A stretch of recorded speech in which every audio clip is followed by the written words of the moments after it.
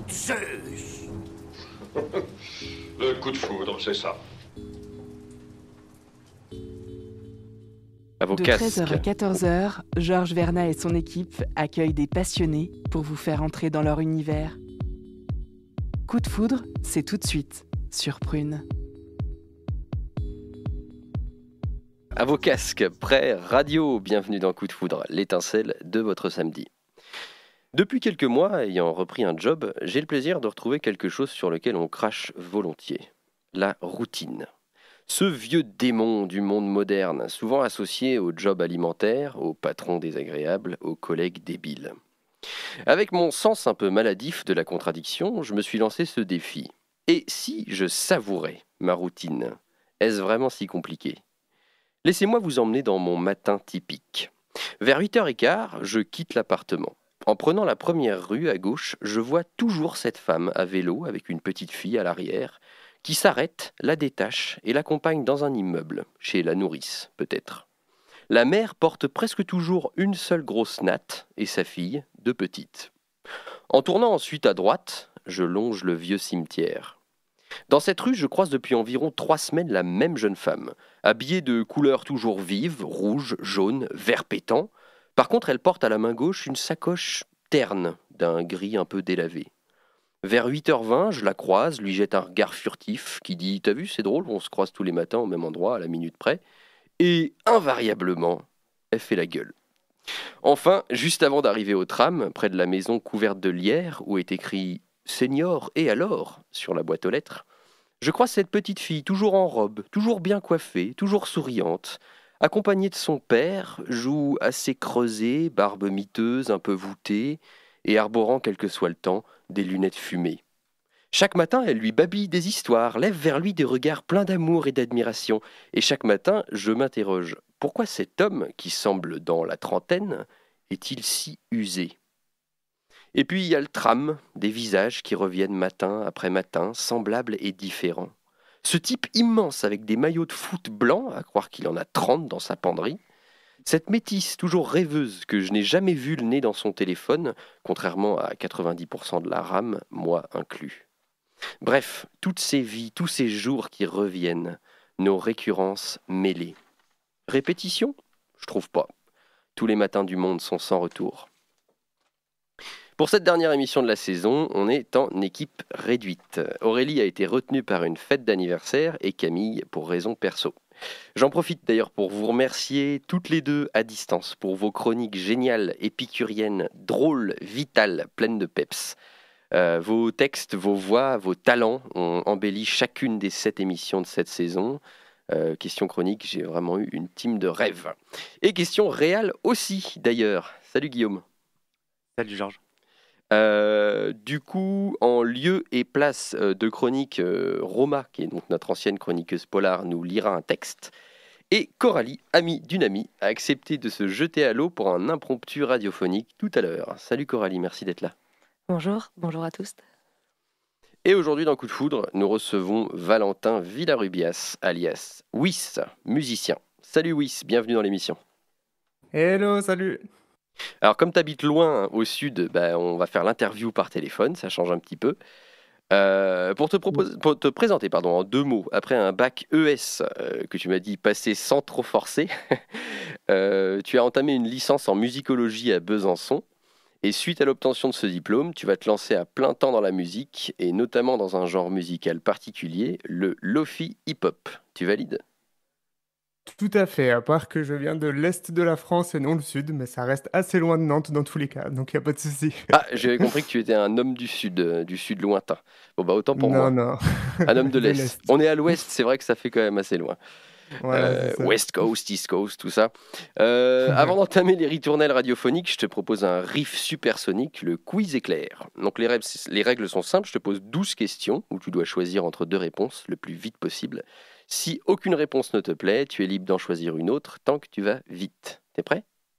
Alright, très bien. La spontanéité, c'est pas mon fort, mais je vais faire de mon mieux. Ça marche. Vitesse ou lenteur ? Lenteur. Sucré ou salé ? Salé. Guitare ou basse ? Guitare. Vote ou abstention ? Abstention.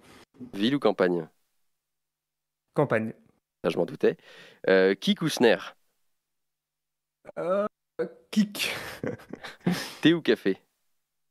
Café. Penser ou vivre? Vivre. Chat ou chien? Chat. Nujabes ou ginseng? Nunjabes, mais ça se vaut. Ouais, je suis d'accord. Organisé ou bordélique? Bordélique, mais je vais essayer de m'améliorer. D'accord. Passé ou futur? Présent. Ok. Et on va tout de suite enchaîner avec l'interview. Alors historiquement, les habitués ES et EES de l'émission le savent, l'interview n'a pas de jingle, du coup on le fait à la bouche. Attention, 1, 2, 3. Merci Guillaume. C'est l'interview dans Coup de Foudre. En général, j'aime bien commencer par l'enfance. Donc, est-ce que tu as grandi dans un milieu musical, Louis? Est-ce que tu te rappelles de sons, de guitare ou de piano, bref, de musique qui aurait rythmé ton début de vie? Alors, oui, à moitié. En fait, mes deux parents sont ouvriers, donc ils sont pas musiciens de métier. Mais mon père, spécialement, est un grand amateur de musique. Donc, j'ai eu le droit à quasiment toute la discographie indépendante américaine pendant ma tendre enfance. Donc, D'accord? j'ai grandi en écoutant énormément de musique. Et mon père a par le passé fait partie de petits groupes de rock et lui-même un peu bassiste. Donc, voilà, il m'a enseigné la musique. Même s'il n'était pas batteur, il m'a enseigné la batterie comme il pouvait. Et après, voilà, j'ai été un petit peu curieux et j'ai creusé de mon côté. Mais je pense effectivement que la passion de la musique m'a été transmise par mon père. Quand tu dis discographie américaine, tu penses à des groupes, par exemple, des noms un petit peu mainstream comme Bruce Springsteen par exemple, ou Creedence Clearwater Revival, des choses comme ça un peu plus underground. Alors, mon père, il aime plutôt tout ce qui est indépendant. Donc, j'ai l'impression que ses goûts ont un peu déteint sur moi, si tu veux. D'accord? Mais oui, Bruce Springsteen, oui, il aime bien. Mais sinon, c'est plus des groupes un petit peu plus obscurs des années 90. Même si ça me fait passer un peu pour un hipster, hein, mais ça va plus être des noms comme genre Grandaddy, Pavement, Swell, Sparkle Horse, ce genre de groupe plutôt années 90, tu vois. D'accord, très bien. Et tu m'as dit que tu as commencé par apprendre la batterie tout seul, puis progressivement la guitare, le piano et la basse. Tu as cet appétit depuis petit de jouer plusieurs instruments, d'être multitâche plutôt que spécialiste? Alors oui et non, c'était un petit peu un concours de circonstances aussi. On avait une vieille batterie chez moi, donc j'ai appris ça parce que c'est ce qui traînait. Et après, j'ai pris un petit peu goût à la composition et comme la batterie est un instrument purement rythmique, tu vois, j'ai dû un petit peu apprendre quelque chose de plus mélodique ou d'harmonique. Donc je me souviens plus exactement de l'ordre, hein, mais j'ai dû passer un petit peu par le vieux piano qui traînait dans notre salon. Et puis après, il est tombé en panne, donc je me suis mis à la guitare. Et puis après, par défaut, bah, la basse, parce que ça ressemble beaucoup à une guitare, tu vois, c'est... Bon, je vais sûrement me faire insulter par les bassistes, mais c'est plus ou moins la même chose avec deux cordes en moins. Et voilà, on va dire que mon appétit est arrivé à satiété parce que je ne compte plus vraiment apprendre de nouveaux instruments maintenant. On va dire que ça me suffit pour composer. J'ai pas un D'accord, niveau exceptionnel, je dirais, à tous les instruments, mais c'est suffisant pour ce que j'ai envie de faire, quoi. d'accord, ouais, ça te donne quand même une palette pour t'exprimer de plusieurs façons différentes. C'est ça, tout à fait, ouais. Mhm. Vers 13 ans, ensuite, tu passes sur ordinateur et tu découvres des possibilités immenses. Comment ça se passe, ta rencontre avec toute cette technologie, justement, où tu n'es plus dans le toucher de l'instrument, mais tu es sur des logiciels, des plugins, etc. Bah, en fait, voilà, il faut savoir déjà que j'ai 27 ans, donc je ne suis pas très très vieux, comme on pourrait dire, mais mon père avait du matos un peu archaïque. Donc avant ça, j'étais déjà sur des magnétocassettes ou ce genre de matos qui n'existe plus. Et je suis passé sur ordi assez tardivement, en fait, même si c'était déjà omniprésent dans la musique depuis des années. Donc j'ai découvert ça un peu sur le tard. Mais en fait, il y a une différence assez minime avec tout le vieux matos que j'ai cité précédemment, parce qu'on a quand même toujours besoin de toucher les instruments. C'est juste que contrairement à la cassette, il est très facile de se reprendre en cas d'erreur. Donc c'est vraiment ce qui a tout changé pour moi. Et aussi les instruments virtuels, parce que très facilement on a accès à des instruments qui sonnent comme des orchestres symphoniques, des trompettes, voilà, donc ça ouvre un très très grand champ des possibles. Mais bien sûr. Ensuite, tu vas passer donc un bac ES, puis une licence en musicologie, je le disais, à Besançon. Tu m'as décrit que cette Mhm. filière comme peut-être un petit peu pénible à vivre à l'époque. Avec le recul, t'en gardes quoi? des années plus tard? Bah, avec le recul, on garde toujours que le positif, hein. Donc, on va dire que j'en garde certains cours qui m'aident encore aujourd'hui, surtout de la théorie musicale, des cours d'orchestration qu'on avait eu avec un professeur très très compétent, donc qui font un petit peu, qui donnent un petit peu une image plus large de ce qu'est la musique, de comment bah, justement orchestrer un morceau, comment faire attention à l'équilibre entre les divers instruments. Une partie Donc ça m'a technique. pas mal... Technique, en fait, parce que Voilà, c'est tu me ça. disais qu'au début, tu avais peut-être des premiers morceaux un peu trop ambitieux et donc un peu chaotiques, finalement. Voilà, c'est ça. Bah, je pense qu'avec l'âge, je finis par me discipliner un petit peu. D'accord. Et pendant très longtemps, j'ai fait des morceaux vraiment très, très, très fournis, avec 18 parties, alors qu'ils ne faisaient que 2 minutes. Donc c'était assez inécoutable. Ça Mhm. m'a peut-être appris une certaine forme de rigueur, de voir un peu tout le côté théorique de la musique en musicaux. Donc voilà, Bien ça c'est sûr. l'expérience que j'en tirerai, l'expérience positive que j'en tirerai, dont De je me la souviendrai, quoi. vue de la sagesse de tes 27 années. Voilà, c'est ça, de mon âge canonique. Ça marche. Professionnellement, après t'être rendu compte que surveillant de musée, c'était pas trop pour toi, tu as lancé une Mhm. auto-entreprise où tu proposais tes services pour mettre de la musique sur des images. Qu'est-ce que c'est comme job concrètement? Alors, concrètement, en fait, dans l'idéal, c'est un job qui vise à illustrer musicalement toute forme de vidéo. Donc, on peut m'envoyer par exemple de la publicité, du court-métrage, des films, ce qui n'est jamais arrivé. Et moi, mon but, c'est de proposer, de composer une bande-son à l'auteur de ces vidéos. Donc, voilà, c'est ce que sur papier, c'était l'objectif. Mais ça s'est résumé très rapidement à un peu me faire arnaquer par des boîtes de prod et à travailler pour un quart du salaire que je méritais. Ouais, Pendant quelques mois, quoi. Donc ça n'a pas été très concluant, mais il y a quand même eu quelques contrats stylés. Donc, je comprends. Et donc avec plaisir, finalement, on retient que le meilleur. toi, être compositeur de films, c'est quelque chose qui t'aurait plu? Parce que c'est vrai que moi, j'ai un amour immense pour certains compositeurs de films, notamment Danny Elfman, j'adore ce qu'il fait. Ouais, Euh, ouais, pareil. ça te plairait, toi, de faire ça, d'habiller des images, justement, avec ta musique? Ouais, alors vraiment, ça me plairait énormément. Après, c'est quelque chose qui est extrêmement chronophage et toujours difficile de commencer dans ce milieu. Voilà, moi, en gros, ce que j'aimerais bien, c'est directement commencer par un énorme film hollywoodien. Mais faute de mieux, je préfère pas m'y attarder beaucoup en ce Ah, moment il parce que suffit juste que c'est tu... quelque chose qui... Non, mais il suffit juste que tu chopes le mail de Hans Zimmer et c'est bon, hein. Je suis sûr que Oui, c'est ça ça. se Bah, trouve sur Google, probablement, hein. j'ai essayé hanszimmer@hotmail.fr. Déjà, j'ai pas eu de réponse, donc écoute, j'essaierai Ok, les autres terminaisons. Mais ça marche. Et en 2016, vers 20 ans, tu découvres le lofi hip-hop, donc qui est un genre surtout instrumental, caractérisé par sa lenteur, l'utilisation aussi de sons un peu old school, comme des grésillements de vinyle, des vieux solos de jazz samplés. À ce moment-là, c'est un coup de foudre pour toi? ouais, c'est ça, tout à fait. En fait, le genre était assez nouveau quand je l'ai découvert, donc ça a sonné tout de suite comme quelque chose d'assez novateur, mais à la fois crédible. Contrairement, par exemple, et je veux pas me faire d'ennemis, mais à la Vaporwave, qui était un genre un peu niche d'Internet, mais qui était vraiment très très spécifique pour être apprécié par le plus grand nombre. Donc, ce qui m'a plu dans le lo-fi, c'est son côté assez nouveau et malgré tout universel. Mhm. Donc, oui, ça m'a tout de suite plu en fait. Et après, enfin, de ça a découlé le fait que je veuille en produire assez rapidement. D'accord, je comprends.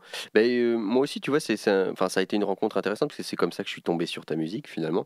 J'en écoutais pas mal, je me suis mis à en écouter un moment et j'ai toujours trouvé que c'était un genre intéressant qui réunissait vraiment, entre guillemets, l'ancien et le nouveau, quoi. C'est-à-dire que justement, on reprend de la musique considérée comme ancienne techniquement, puisque bah, elle a 80 ou 90 ans et on la réutilise différemment, quoi.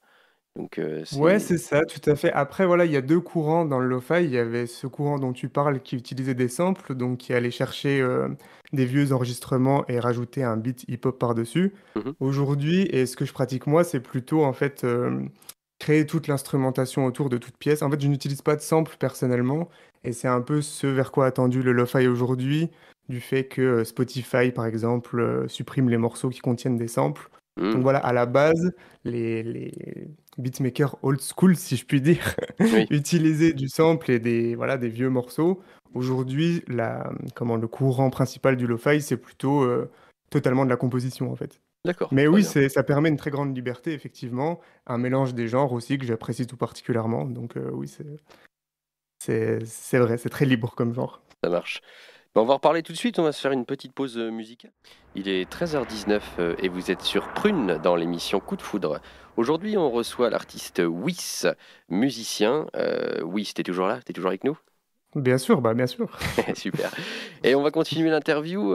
Donc, on était au moment où, en 2016, tu as à peu près 20 ans, tu découvres le Lofi, tu te mets à composer et tu partages pas mal de morceaux sur la plateforme SoundCloud et le label Lofi Girl te repère à peu près 3 ans plus tard, hein, c'est ce que tu me disais, vers 2019.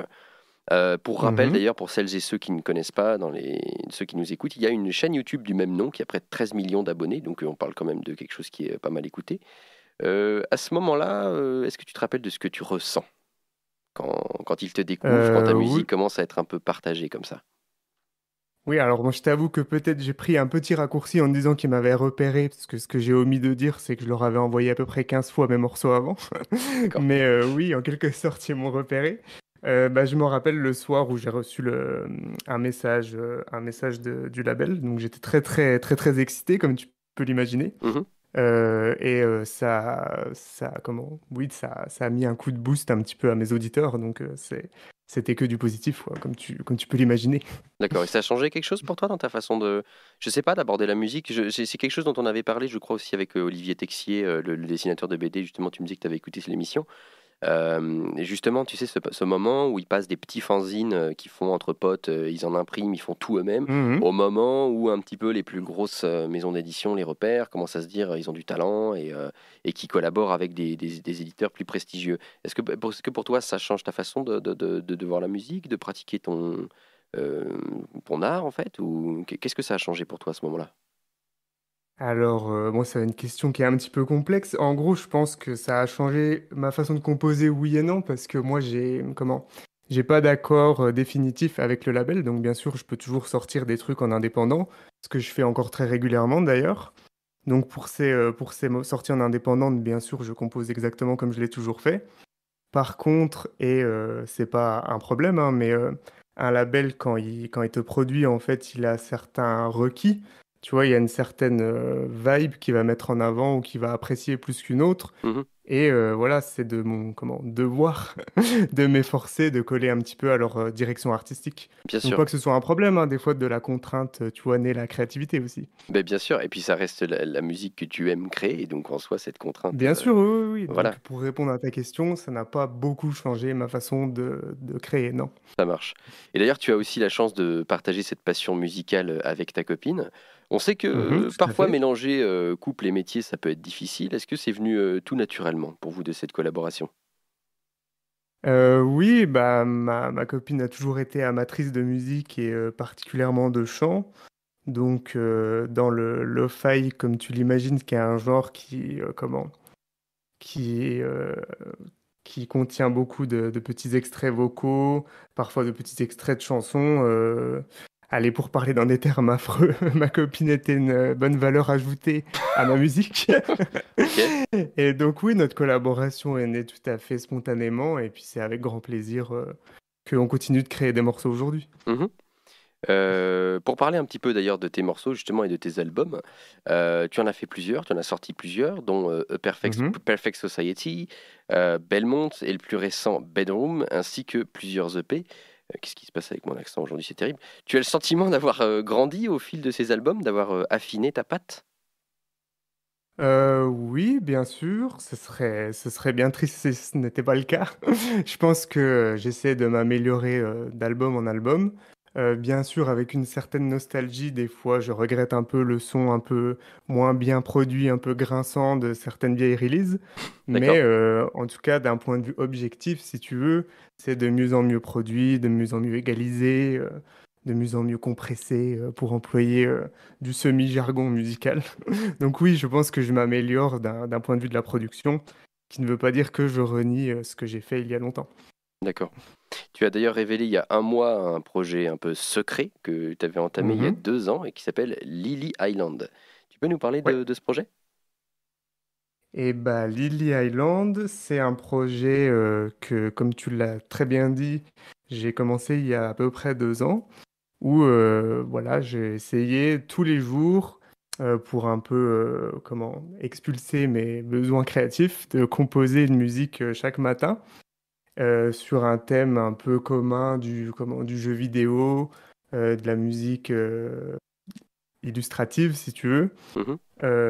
avec des références multiples comme tout ce qui est Nintendo, majoritairement la musique de chez Nintendo. D'accord. Et le but, c'était de créer une sorte de label slash radio tout seul, euh, composé uniquement de mes morceaux, si tu veux. Et donc, c'est pour une fois un projet que j'ai réussi à tenir sur la longueur et qui aujourd'hui doit comporter, j'ai pas vraiment les chiffres en tête, mais à peu près entre 10 et 12 heures de musique uniquement de moi-même, quoi. D'accord. Donc en fait, tu as créé une espèce de playlist continue sur cette radio qui diffuse en permanence des titres. Est-ce que un peu dans un ordre aléatoire, c'est-à-dire que tu as une sorte de Ouais, boucle tout à et... fait. Ouais, c'est ça. En fait, j'ai essayé de faire attention à ce que les morceaux soient cohérents entre eux. Donc, on passe pas du death metal au ballet, tu vois. D'accord. Donc, ça reste très cohérent entre eux. Donc, ce qui fait que si on enchaîne un morceau avec n'importe quel autre, il y aura toujours une petite continuité entre les deux. Hmm. Donc, oui, je dois avoir à peu près plus de 200 morceaux, je pense, qui peuvent tous lire dans un ordre aléatoire sans que ça choque jamais l'auditeur. Et ça, c'est écoutable où? Alors, c'est écoutable sur Spotify, si vous avez Spotify, où j'ai regroupé tous les morceaux dans une playlist qui s'appelle, alors, tu me prends un peu de cours, Chill Gaming D'accord. slash Lily Island, ou sur YouTube, laisse-moi chercher 2 secondes. L'avantage d'être à distance, c'est que je peux vagabonder sur les onglets, qui s'appelle également Chill Gaming Music Relax Study Sleep, voilà, Et il me semble que sur la tu as chaîne aussi tout Lily Island. simplement tu as une playlist Lily Island, non, sur ta chaîne YouTube Wiss. Alors, pas sur ma chaîne YouTube Wiss, mais si vous y allez, je n'arrête pas d'en parler. Oui, Donc, vous retrouverez assez facilement. très bien. Quelque chose m'a aussi frappé récemment. Tu as fait une reprise du titre Veridisco des Daft Punk que j'ai beaucoup aimé. Mhm, Et c'est à la base un merci. titre déjà assez... Ben, je t'en prie. C'est à la base un titre assez tranquille, mais tu l'as encore ralenti. Et je me disais, est-ce que ton rythme intérieur, finalement, il est là? Dans la lenteur, dans la douceur? Alors, malgré moi, j'ai l'impression que c'est quelque chose que je fais beaucoup, prendre des tempos très très lents, mais ce n'est pas conscientisé, si tu veux. J'ai juste trouvé que c'était un angle intéressant pour travailler ce morceau. D'accord. Donc c'est simplement que le tempo, naturellement, c'est ça que tu dis, t'es venu plus calme, quoi. Plus, plus lent, ouais, c'est ça, tout à fait. Parce que je trouvais que le morceau inspirait vraiment un sentiment de calme et de sérénité, Mhm, voire un petit peu de nostalgie. mhm, Mais tout ce que je te dis, bien sûr, là, ce n'est pas conscientisé, hein, c'est avec le recul, maintenant que j'y réfléchis, tu vois. mhm. J'en tire cette conclusion. Mais pour que ça colle plus à ce feeling, je trouve qu'un tempo lent s'y prête bien. Ben oui, puis c'est étonnant, je trouve, parce que moi j'avais ressenti ça sur, par exemple, un groupe très commercial, enfin, que je trouve très commercial, chacun pense ce qu'il veut, comme Coldplay, où justement ils avaient sorti Mhm. une chanson de gospel qui s'appelle Broken, et j'avais été très étonné, en fait, avec un espèce de rendu, justement, un peu old school, et des voix de gospel, enfin, très étonnant, une sorte de pas de côté, en fait. Et je trouve que Mhm. Veridisco, pour Daft Punk, c'est un peu ça aussi, finalement, une sorte de pas de côté. On a l'impression d'entrer dans une église, comme ça, d'être... entouré par cet Ouais, c'est orgue ça, très voilà. doux. Tout à fait, ouais. En Et... fait, pour être honnête avec toi, les Daft Punk, je suis pas incollable, loin de là. Mhm, C'est même probablement un des seuls deux, trois morceaux que je connaisse du groupe, mais c'est définitivement mon préféré. Donc oui, il ressort de leur discographie, je trouve. oui, complètement. Et puis, l'inévitable dernière question, est-ce que tu peux nous parler des projets, des choses dans les tiroirs chez Wiss? Oula, bah, écoute, je prévois pas mon avenir au jour le jour comme ça. En général, en fait, les projets arrivent d'eux-mêmes, et comme je suis assez, rapide et impatient, en gros, je les mène à bien assez vite. Donc, pour le moment, je n'ai rien en cours, D'accord. mais ça ne veut pas dire que je ne vais rien sortir dans la semaine qui vient. Donc, écoutez, restez connectés, comme on dit. Bah, en même temps, tu viens de sortir Bedroom, Oui, voilà, tu viens de je peux prendre des révéler vacances. Lily Island où il y a 12 ou 13 heures de musique, donc ouais, t'as Voilà, peut-être bien c'est ça. mérité Vous avez de quoi faire avant D'accord. de demander du nouveau. Bon, bah ça marche. Bah merci beaucoup, Wiss, d'avoir été avec nous dans Coup de Foudre. Il est 13h37 et vous êtes sur Prune dans l'émission Coup de Foudre. Et tout de suite, c'est l'heure pas vraiment de la première chronique, puisque ce n'est pas une chronique, c'est une lecture de texte, mais j'aime bien notre jingle chronique, alors on va quand même l'envoyer. S'informer, réfléchir ou se divertir en un éclair, chroniqueuse, chroniqueur, fais ton office. Pas d'objection?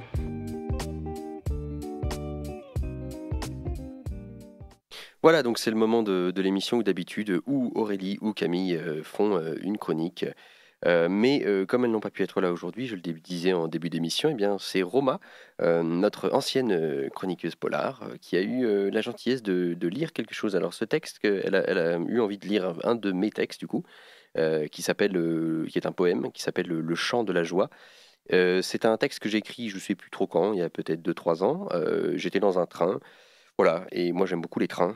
Et j'ai eu cette envie d'écrire parce que je chantais, je sais pas, je regardais hors du train et j'ai laissé l'esprit un petit peu dériver comme ça. J'imaginais tout un tas de choses en regardant dehors. Et en fait, je me suis dit, après, à l'intérieur de la rame, il y avait tout autant de choses à imaginer finalement. On peut imaginer que les arbres, les villages et les fermes qui défilent, mais on peut aussi imaginer avec les gens à l'intérieur, voilà, ce monsieur qui ronfle, cette dame qui lit. Voilà. Et donc, c'est comme ça que ce texte était venu à la vie, on va dire. Donc c'est Roma qui nous lit ça et elle est accompagnée par... c'est une musique du film Pride and Prejudice et le morceau s'appelle Dawn. Dans cet avril déjà fané, je prends un train sans l'avoir pris. Cette fille aux cernes creusées ne fait que somnoler sa vie. Des arbres aux galbes de vallée, des nuages aux usines laides. Tout est diffus, tout est songé. Sous les pensées, le monde cède. Il se brise comme un jouet, s'éparpille dans les délires. Soudain le paysage n'est qu'une incantation de fakir. Les arbres bourdonnent sans cesse, essaims verts d'abeilles, les champs semblent des paumes de déesses, ou les dos mousseux de géants. Et les villages qui se suivent avec leurs toits multicouleurs sont le sang mêlé de salive, jailli des lèvres d'un boxeur. Sur les rails flous où se déroule un mouvement de féerie, un train voisin parfois déboule, strident tank noir, et je suis pris soudain dans une autre aventure, où des galions obèses sonnent, sur un océan de verdure, une bataille de klaxons. C'est là, loin des enfants méchantes, que l'ogre vient faire festin, dans la trépidation filante des trains, des trains, des trains, des trains. Oui, là, que tirant sur la corde de l'espace-temps qui nous broie, je mêle l'âme qui déborde au paysage qui tournoie.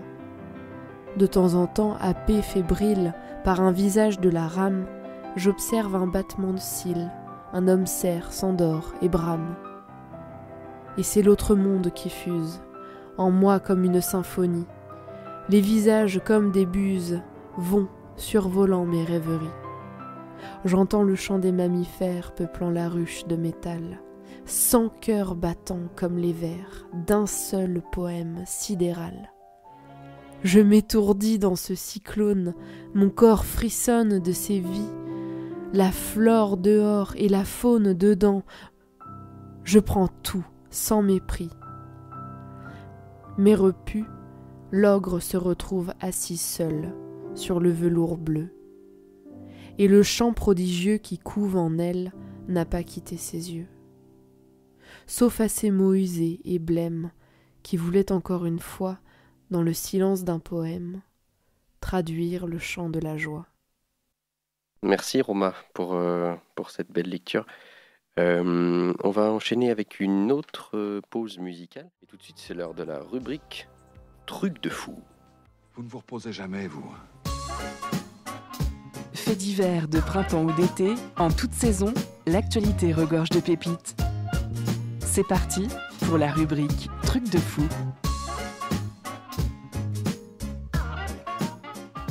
Alors, truc de fou, c'est qui, c'est quoi, pour qui, pourquoi? Et ben en fait, c'est la rubrique où on s'amuse, où on fait un petit peu ce qu'on veut, on discute entre nous de choses qui nous sont arrivées récemment, des événements, des moments, des films, des balades, ce qu'on veut. Oui, si tu nous disais que tu avais envie d'ouvrir le bal avec une anecdote. Ouais, bien sûr. Du coup, récemment, ce qui m'a apporté de la joie, si tu veux, c'est après un peu avoir écumé les plateformes de streaming à la recherche d'un bon film. Il y a pas longtemps, avec ma copine, on est tombé sur une petite comédie un peu indé américaine qui s'appelle Ça tourne à Manhattan. Le titre original, c'est Living in Oblivion, je crois. D'accord? Donc c'était vraiment exceptionnel, je le recommande à tous vos auditeurs. Et une petite anecdote plus rapide après, mais pour la première fois depuis allez, une bonne semaine et demie, je n'ai pas trop le rhume des foins aujourd'hui, ce qui me change beaucoup la vie. Ah, ça, je compatis fortement. C'est difficile. J'ai vu que tu avais mis une sorte de un peu vlog en ligne ou, comme tu disais, un carnet de bord pour parler un petit peu avec les Ouais, gens c'est qui ça. t'écoutent et tu disais ça avec émerveillement, quoi. C'est vrai que. Ah, c'est incroyable. J'ai encore la voix qui est un petit peu out, mais à part ça, j'ai presque aucun symptôme aujourd'hui, donc je croise les doigts. Ouais, bah après, tant que tu dors pas dans une grange, ça va, non, le rhume des foins. Voilà, c'est C'est ça, quand mais on est bon, je proche de reste foin, beaucoup donc. enfermé, quoi. Bon, bah ça marche. Bah, on est content pour ton nez alors. Est-ce que Coralie ou Guillaume, vous avez envie de partager quelque chose là tout de suite? Un moment, une expérience? Coralie, peut-être? Là, tout de suite, pas forcément. Je suis ravie d'avoir entendu l'interview de Wiz. Je connais pas encore la musique, mais j'ai pris plaisir à écouter ça. Bon, bah, c'est chouette. Guillaume? Pareil, j'en ai profité pour aller regarder les illustrations du petit projet annexe, que je trouve très chouette. Très, Lily Island, du coup? ouais, on dirait de la musique pour enfants. Quand on voit les pochettes, j'adore ce petit univers. Ah bah ça marche. Et Super. sinon très peu de coups de foudre, mais j'ai renoué avec le club hier soir. Je n'avais pas été en club depuis presque 1 an et demi. Et c'était assez agréable de D'accord. taper du pied avec de la musique forte. Bah oui, je comprends Je bien. vais y retourner dans l'été, je pense. Jusqu'au bout de la nuit, d'après ce que tu me disais. Tout à fait, très sagement, mais un peu de danse. Bon bah super. Ben moi, ce que j'avais envie de partager, c'était un truc que j'ai vu il y a pas longtemps, une petite vidéo qui parlait quelque chose c'est scientifique, hein, ça s'appelle l'épigénome. Alors, bon, le nom fait un petit peu peur, mais en fait, concrètement, c'est juste ce qui, dans notre corps, dit à nos cellules quoi faire, en fait. Parce que nos cellules, elles n'arrivent pas à faire grand-chose toutes seules. Elles ont besoin de petits donneurs d'ordre, en fait, à l'intérieur d'elles pour leur dire, voilà, leur rôle, en fait. Et il y a une scientifique qui expliquait que l'une des principales raisons du vieillissement, notamment, c'est ça. Les cellules, elles sont toujours là, mais elles manquent de direction, d'une certaine façon. Elles s'emmerdent un peu, elles finissent par se demander à quoi elles servent, puisqu'on leur donne de moins en moins d'indications. Et donc finalement, elles finissent par ne presque plus rien faire, et c'est pour ça que le corps fonctionne moins bien. Et je me suis dit qu'à l'échelle cellulaire, finalement, c'est un peu pareil que pour nous. On a besoin de buts, d'objectifs, de défis, de choses à atteindre. Sinon, malheureusement, on risque de s'éteindre peu à peu. Est-ce que vous aviez entendu parler de l'épigénome ou pas? Point du tout. C'est vrai un que très joli mot. Oui, J'aurais jamais mis ça dedans, mais il est joli. Je suis d'accord. Voilà. Bon, en tout cas, j'aimais bien cette idée que, je sais pas, cellulairement, faut quand même qu'on leur dise quoi. Allez, va t'occuper de cet organe, jeune cellule. Et en Je trouve même ça temps, drôle. c'est un parti pris que de penser que il faille qu'on leur donne des ordres, parce que souvent on prend le parti pris, on prend le regard sur la personne qui dit je souhaite avoir cet ordre, mais c'est aussi une épaule sur laquelle on propose de s'appuyer quand quelqu'un donne une directive, en fait. Moi, Effectivement. je valorise autant la personne qui laisse parler que la personne qui parle. En fait, souvent, c'est aussi très beau de voir comment on laisse la place à la personne de donner l'ordre, ou alors de se hisser sur son épaule dans Mhm. tous les domaines, et donc notamment comment tu parles de l'épigénome. Mhm. Ouais, non, effectivement, effectivement. c'est la cellule qui laisse cette place-là pour se faire diriger, c'est ça que tu veux dire? Oui, je trouve ça intéressant. Oui, c'est vrai. La cellule laisse l'épigénome lui dire. Elle permet finalement à un autre organisme d'exister. Mhm. Donc, C'est une forme de codépendance. exactement, de symbiose. Eh ben super, on va s'écouter encore un petit morceau. Et tout de suite, c'est l'heure de la seconde chronique, mais pas vraiment. À nouveau, elle est particulière cette dernière émission. Ça va être une lecture de texte de la part de Coralie, qui, je le disais, nous fait un impromptu radiophonique, qui s'est invitée dans l'émission aujourd'hui. Merci Coralie à nouveau. Donc tu vas nous lire 2 poèmes, c'est ça ? Oui, merci déjà. Donc moi, c'est Coralie Fontanelle, alias Coco Rosive. Je prends 2 secondes pour me présenter. Je suis spatiographe et faiseuse d'histoire. Alors, comment je définis cette pratique ? C'est une pratique dans laquelle j'arpente longuement des espaces. Je m'y inscris jusqu'à presque m'y fossiliser. Je me donne le temps d'entendre leurs essences olfactives, leurs couleurs par réflexion, leurs courants d'air. À mon tour, ensuite, je retrace, je redessine les mots contours, les mots poreux surtout, des espaces animaux, d'altérité, des espaces d'autres. Les textures sonores, les dénivelés au sol, qui parfois exigent des passants des postures fragiles. Et j'imagine, moi, des nouveaux espaces sociaux, des espaces de rencontre que je partage en collaboration avec des musiciens, des photographes, toute forme d'art ou de sensibilité. Pour aujourd'hui, du coup, j'aimerais bien vous lire un texte pour commencer, et puis si j'ai le temps, j'en proposerai peut-être un second. Il s'appelle « Les parcs ». Au sommet y es-tu, quand aux averses tissantes rompent, les brises au vert restés, les résines nues nées de songes, aléatoires retrouvés, au sein des rangs se lasser, ivoire commis sur des lèvres, de lascives mesures qui s'élèvent.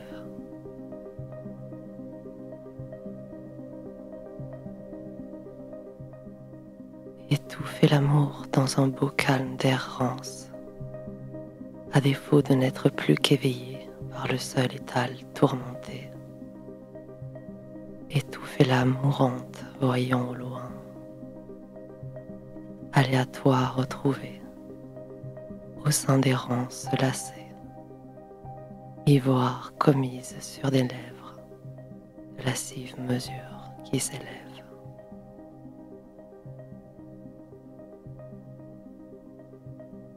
Son fort intérieur en ruine assoupie cerne poussivement l'effort de rire ses poussières. En tempérament grinçant déversé et palustre rivière faite de lune percée.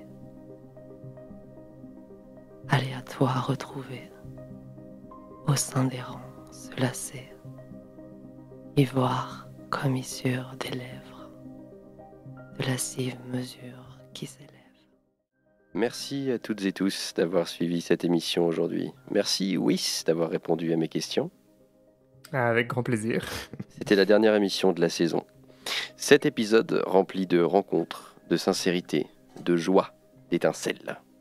J'ai tant aimé découvrir ces vies, échanger à cœur ouvert, être inspiré par ces humains qui ont bien voulu donner un peu de leur temps à ma curiosité.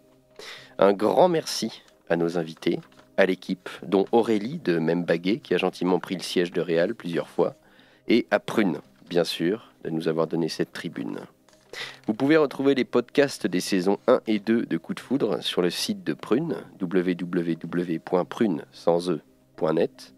ainsi que Spotify, Apple Podcasts, Google Podcasts et sur ma chaîne YouTube, Georges en Poésie. Portez-vous bien, attrapez la foudre et à bientôt peut-être.